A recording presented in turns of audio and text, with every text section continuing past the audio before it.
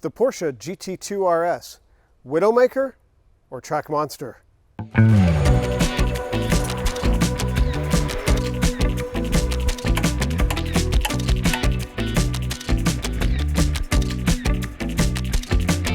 Welcome to Petrol Lounge.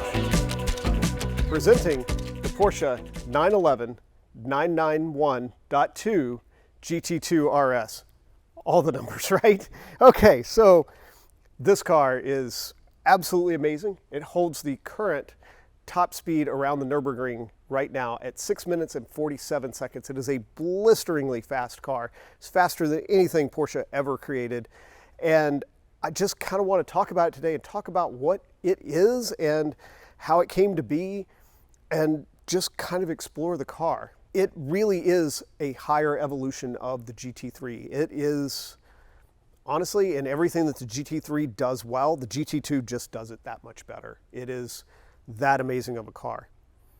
Over the years, Porsche kept getting this request for, we want another widowmaker. We want another widowmaker. We got to have another widowmaker. And, well, eventually Porsche said, okay, fine, you want a widowmaker? We'll make it for you. And that was the GT2.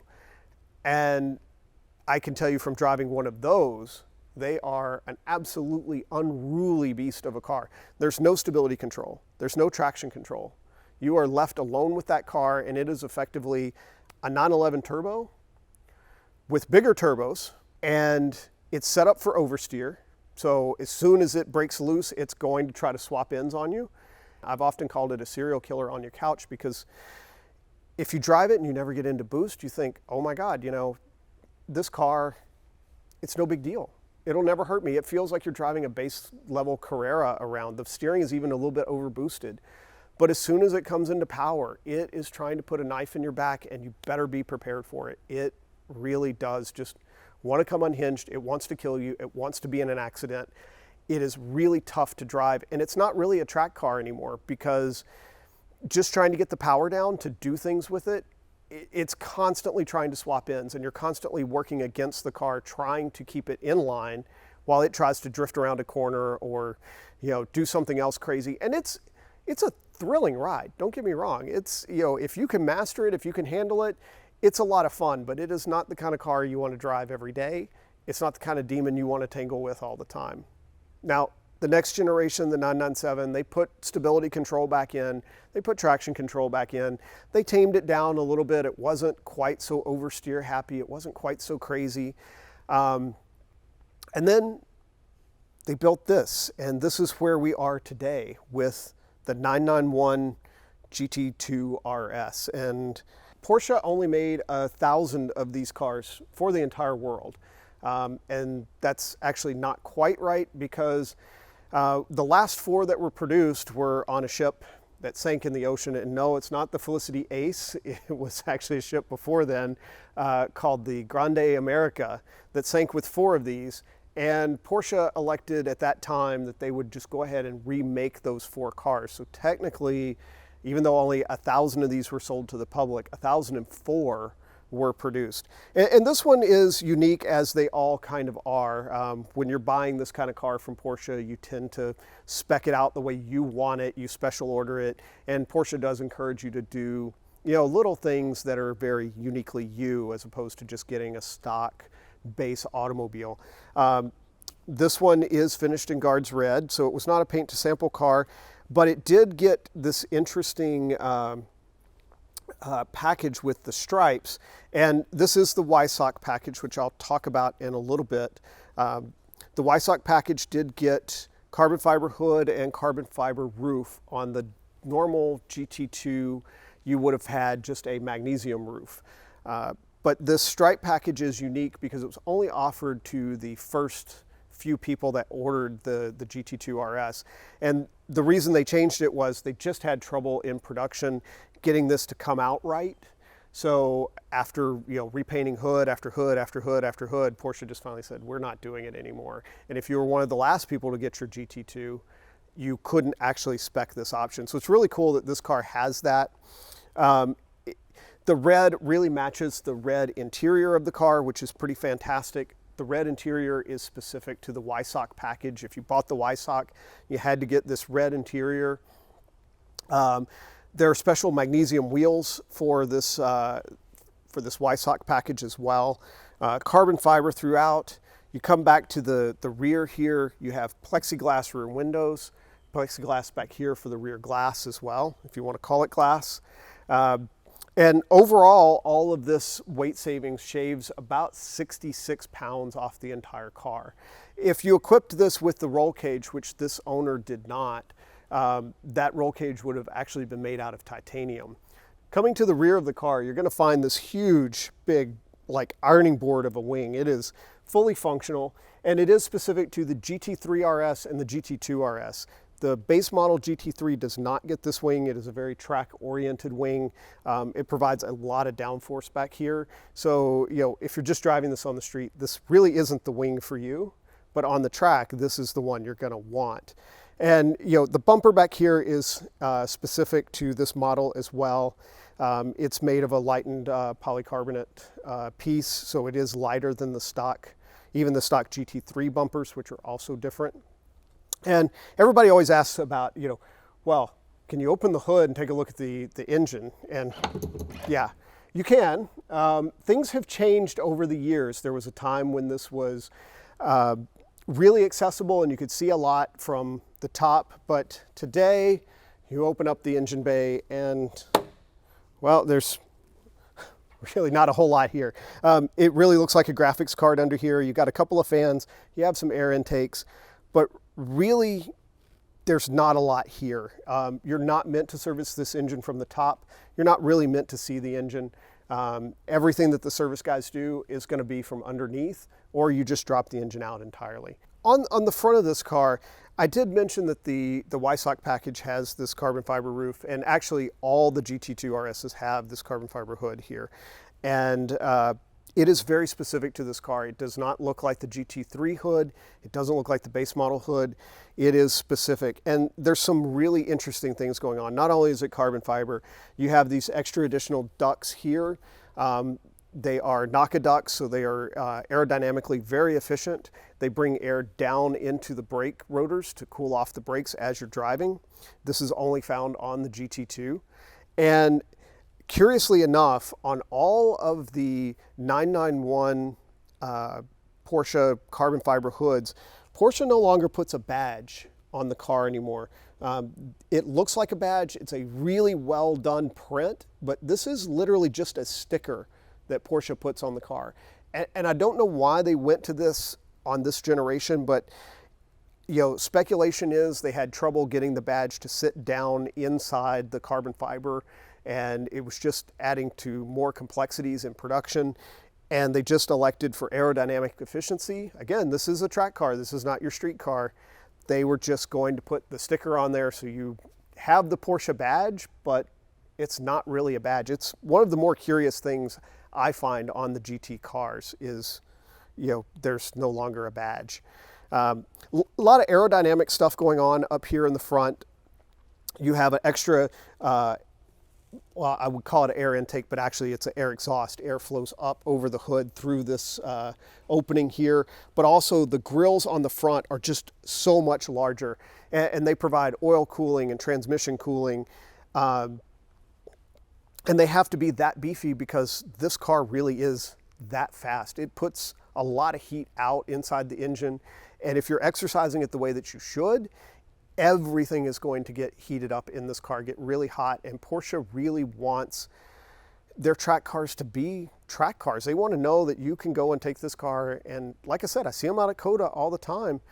They get beaten on all day. They get driven hard all day. And it's one of the few cars I can say, you know what, if you take this car out there and you drive it, literally, you could spend 8 hours driving this car on the track, putting heat into it, destroying tires, doing the whole thing, and the car is going to come back and ask for more. As we step into the car, I'm holding the key here, and I'm struck again by, here's just another one of those little personalization options. This key actually has the sides finished and guards red to match the car, and this is just one of many, many different customization options that Porsche offers. And people sometimes talk about a car being fully loaded, and when you start talking about cars like these upper end Porsches, you talk about Ferraris, you talk about Lamborghinis, there really isn't such a spec as fully loaded. There really isn't a way to tick every option box and get everything, because you just start running down a rabbit hole of, well, do you want this color? Or, there's stitching in the car. Do you want that offset with a different color? Or, we can do the gauge faces in the same color as the outside of the car, or we can match the belts to the color of the car.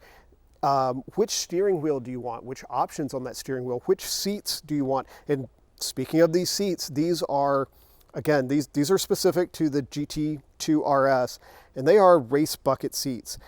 And there's just no elegant way of getting in here. Again, owing to its track nature, these are wonderful seats to sit in once you're in them.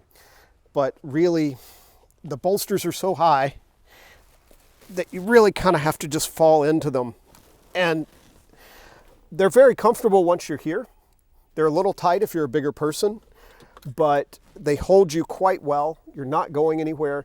They're designed for 5-point harnesses or 6-point harnesses, so you don't have to modify the seat. This can be your race seat in the car. Now, once you're in this particular 911, it's pretty familiar if you're familiar with 911s, because ultimately this still is a Carrera. At its heart, it shares all the same parts. It has the same door panels. It's got, the same switch gear. The door panels are mostly the same, but there are a few differences. You'll find there's no door handle in this car. You have a pull strap to open the door. It saves a little bit of weight, but really it's just more of making the car feel a little racier. And all of the GT cars have this. And there's a lot more carbon fiber in here. I can't tell you if this car was spec'd with all this carbon fiber or if this was stock on the GT2 RS, because all the GT2 RSs I've seen have had all this carbon fiber. But that is the kind of option that you could have selected. They could have done these vents here in red to match the body of the car. They chose not to. I don't know why, but they did.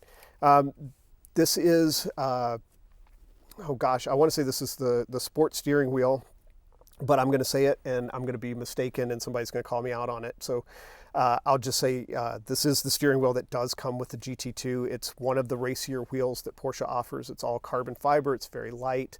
It's got the little stripe up here, which will tell you when the steering wheel is centered again, which can be useful if you're driving on track and the car is crossed up, or you have to put in a whole lot of steering input. It is possible to lose sight of where home is. Or if the car is sliding, it can be difficult to tell, hey, what direction are the tires actually pointed?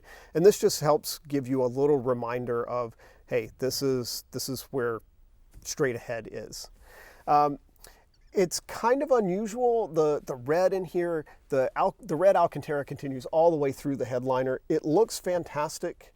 Especially against the red paint. I have seen it on other colors. Sometimes this works really well, and sometimes it works a little less well. Interestingly enough, even though this is the track car, the cup holders are still present here. You would not find these on the European spec of this car. These are US only. But I always find Porsche does a really good job of their cup holders, even though they are technically an afterthought. They fold out, they present well, and interestingly enough, it positions in front of the vents, which seems kind of strange, but if you think about it, in the summer you probably have a cold drink. The vent's actually going to keep your drink cold. And in the wintertime, you're probably going to have, hot chocolate or a hot cup of coffee, something like that.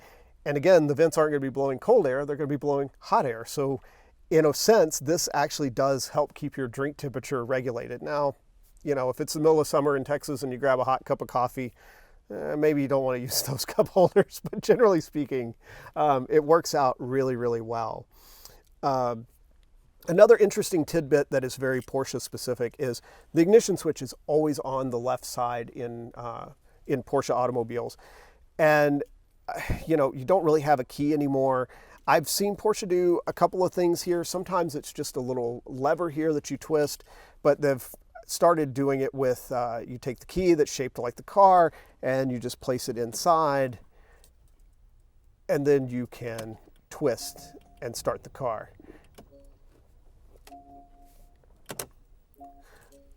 Now, a lot of people wonder why that is, and the reason for this was back when Porsche was initially racing in Le Mans, they had what was called the Le Mans Start, which was you had your car parked on the grid, and you had to run to your car, and you had to jump in the car, get it started, and you were typically putting on your seatbelts as you were rolling down pit lane.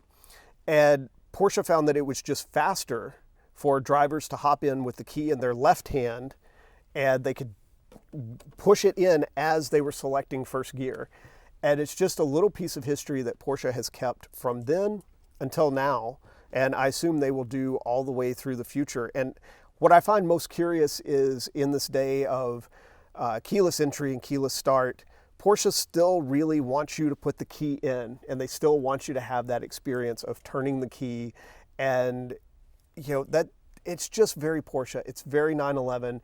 And both the car and the manufacturer are all about their heritage and their history. And I love that they've kept that around in some way, that it's still there. It really makes me happy to see. As you drop in to the back of the 911 here, you can see where there were rear seats. I mean, this is still basically a 911 Carrera at its core. But I guess it's really good they didn't put rear seats back here, because you're not getting back here. This race seat right here, this is pushed all the way forward. This is as much adjustment as the seat gives me. It's a one-piece seat, so you can't even move the back of the seat forward or anything else.